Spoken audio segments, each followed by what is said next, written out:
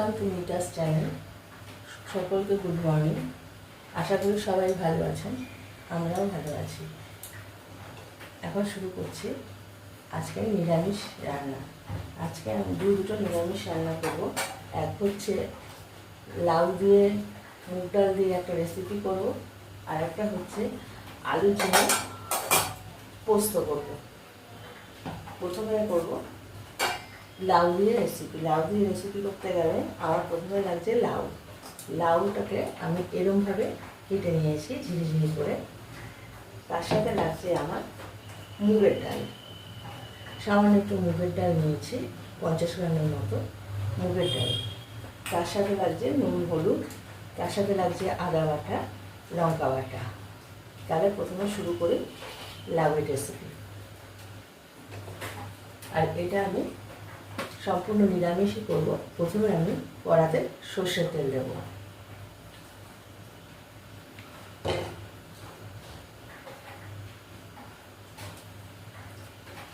এর মধ্যে আমি প্রথমে তেজপাতা ফোড়ন দেব, একটা শুকনো লঙ্কা ফোড়ন দেব, দিয়ে তার মধ্যে আমি একটু হিং দেব,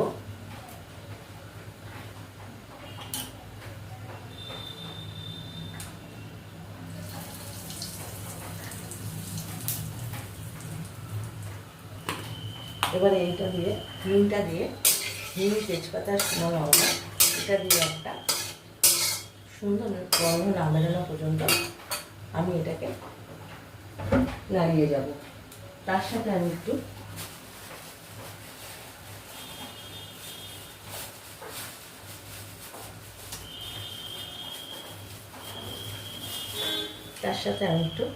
গোটা জিরে ফোড়ন নেব।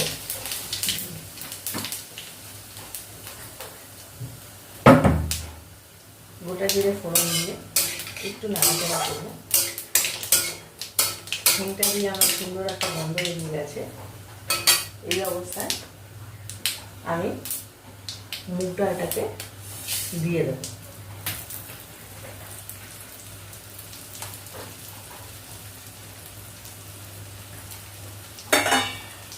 এবারে মুগ ডালটাকে আমি একটু নাড়াচাড়া করে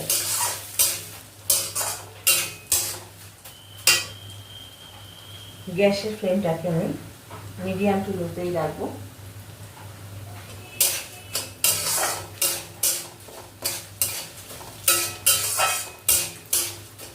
আমি একটু 2-4 মিনিট এটাকে নাড়িয়ে যাব। তার মধ্যে আমি এর মধ্যে এই ছোট চামচে 1 থেকে 1.5 চামচ আমি আদা বাটা দেব।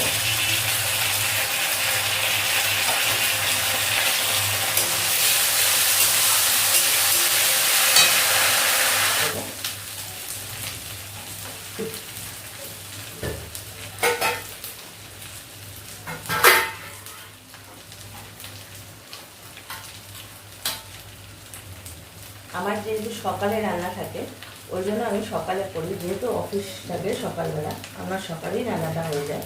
সেই জন্যই আমাকে সকালবেলা 7:30-8টার মধ্যে রান্নাটা কমপ্লিট করতে হয়।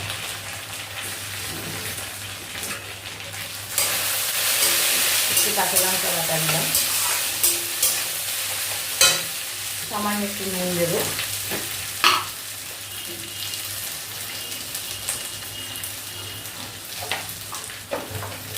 সামান্য একটু হলুদ দেব,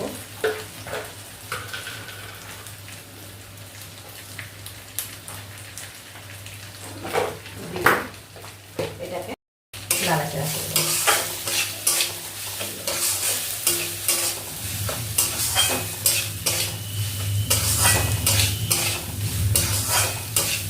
এটা একটু নাড়াচাড়া করে নিয়ে, বেশি নাড়াবো না, তাহলে আবার ভাজতে ভাজতে বেশিটা পুড়ে যাবে। বেশিটা ভাজা হয়ে গেলে ডালটা সেদ্ধ হবে না। এই অবস্থায় আমি এর মধ্যে লাউটা দিয়ে দেবো। গ্যাসের ফ্লেমটা একটু বাড়িয়ে দিয়ে লাউটা দিয়ে দেবো। এবারে আমি এটাকে নাড়াবো।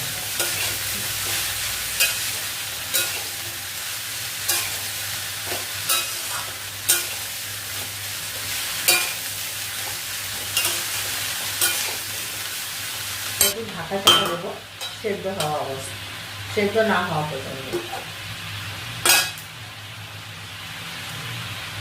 এটাকে আমি একটু ঢাকা চাপা দেবো।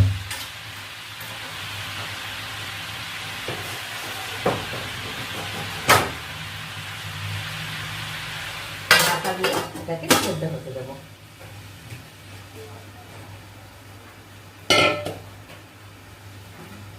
ততক্ষণে আমি আরেকটা কড়াই বসিয়ে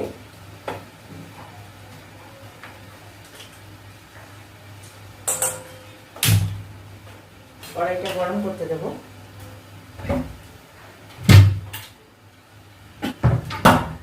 কড়াইটা একটু তাপিয়ে নিয়ে আমি এর মধ্যে আলু পোস্তটা করে দেবো। আলু ঝিঙে একসাথে পোস্তটা করবো, এটা সম্পূর্ণ নিরামিষ।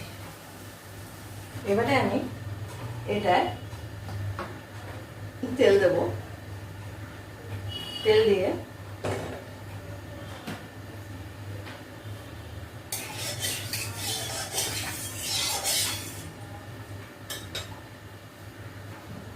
এর মধ্যে আমি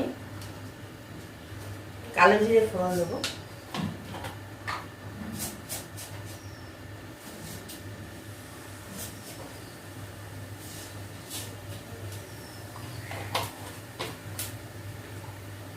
কালো জিরে ফোড়ন দিয়ে একটা তেজপাতা দিয়ে দেবো। দিয়ে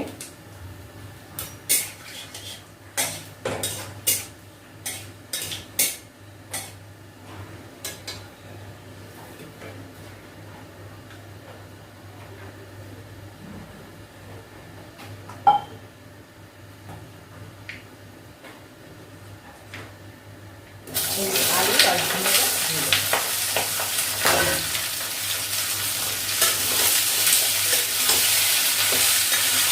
আলু আর ঝিঙেটা এর মধ্যে একটু লাল লাল করে ভাজবো। এটা কতক্ষণে হতে থাক, এদিকে আমি এটা খুলে একটু দেখে নেবো।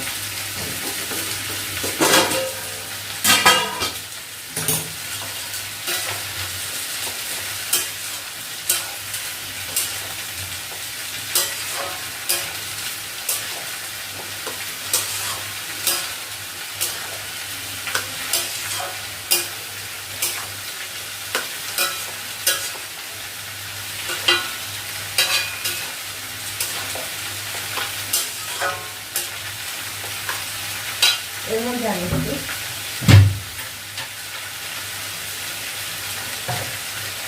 ভাজা জিরে, আমি সবসময় ভাজা জিরে ইউজ করি। একটু কাঁচা জিরে দোকানে কেনা যে জিরেগুলো সেটা করি না, আমি গোটা জিরে কিনে এটাকে শুকনো খোলায় তেলে এরকমভাবে আমি গুঁড়ো করে রেখে দিই। এর মধ্যে একটু জিরে গুঁড়ো আমি দেবো।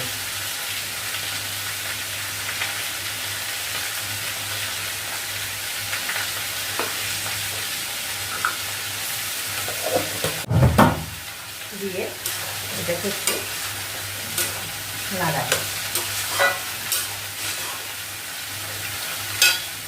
এবার এটা একটু আবার একটু হতে দেবো। আমি এটা ঢাকা দিয়ে দিয়ে করবো। এদিকে আমি আলু আর ঝিঙে ভাজাটা আস্তে একটু বাড়িয়ে দিচ্ছি।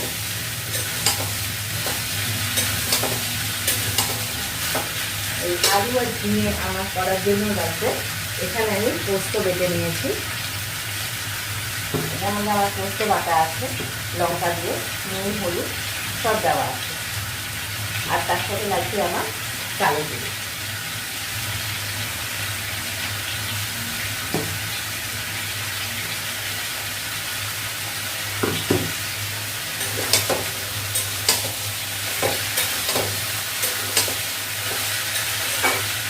এটাকে মাঝে মাঝে একটু নাড়া দিতে হবে, নাহলে তলা লেগে যাবে।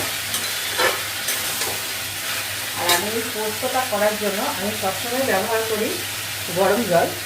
আমি এই পোস্তটা করার জন্য একটু গরম জল করে নিচ্ছি।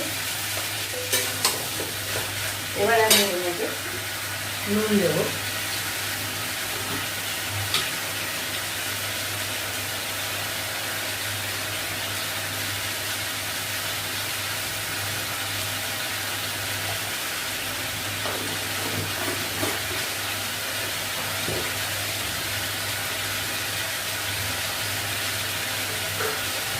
হলুদ দেবো। যদিও পোস্তটা হলুদ দেয় না, আমরা একটু হলুদ খাই, ওই জন্য পোস্তটা একটু হলুদ দেবো।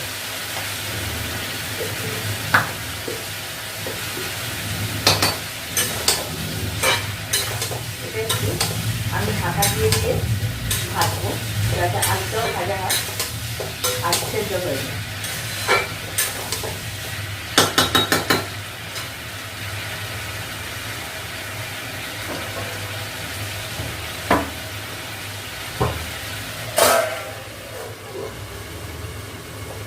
এদিকে আমি এটা দেখবো কতটা কি হয়েছে।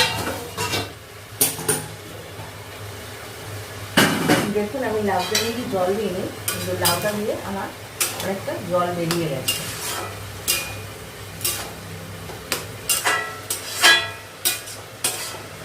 এটাকেও আমি আবার ঢাকা দিয়ে ডালটা আর লাউটা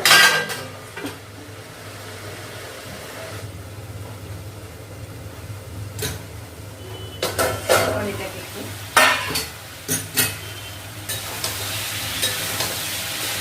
আমার আলু আর ঝিঙেটা ভাজা হয়ে গেছে, প্লাস আমার অর্ধেক সেদ্ধও হয়ে গেছে। আলু 90% আমার আলু সেদ্ধ হয়ে গেছে। এবার আমি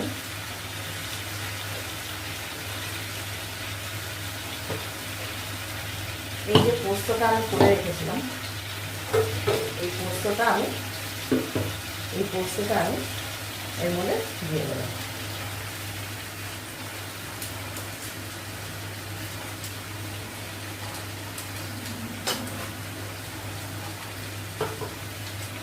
দিয়ে এটাকে আমি নামিয়ে দেবো।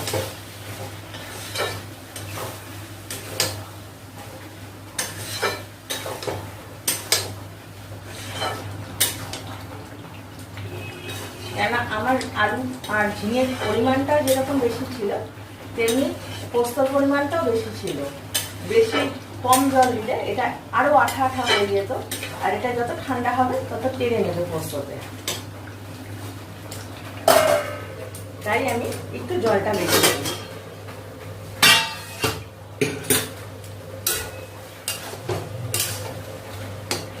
আর এদিকটা খুলে আমি আরেকটু নাড়িয়ে ছাড়িয়ে নিলাম।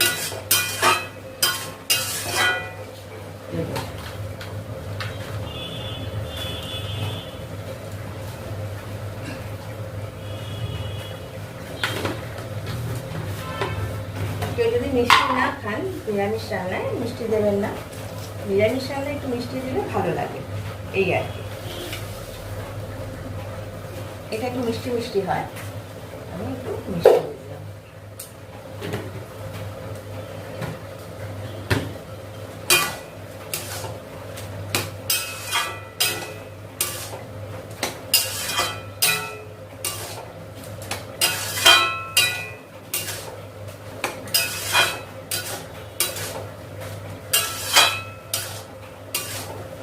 ডালটা মুখে দিলে গলে যাবে, কিন্তু একদম গলেনি যে একদম ঘেটে হয়ে গেছে সেটাও না।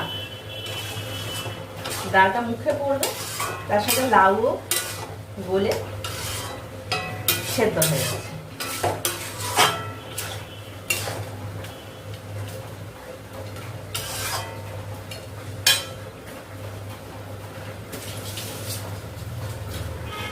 এর মধ্যে একটু নামানোর আগে একটু ধনেপাতা দিলে ভালো হতো, কিন্তু আমার কাছে এখন ধনেপাতাটা নেই, এর জন্য আমি ধনেপাতাটা দিতে পারছি না। দেখুন আমি কতটা জল দিয়েছিলাম, আর পোস্তটা দেখুন কিরকম মাখা মাখা হয়েছে।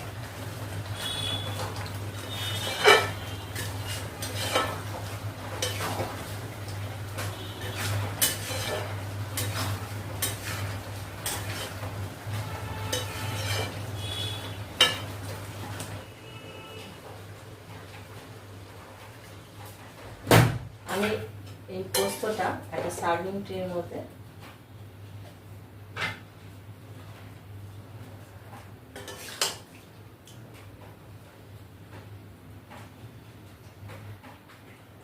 এটা লাউ আর মুগ ডালের রেসিপি।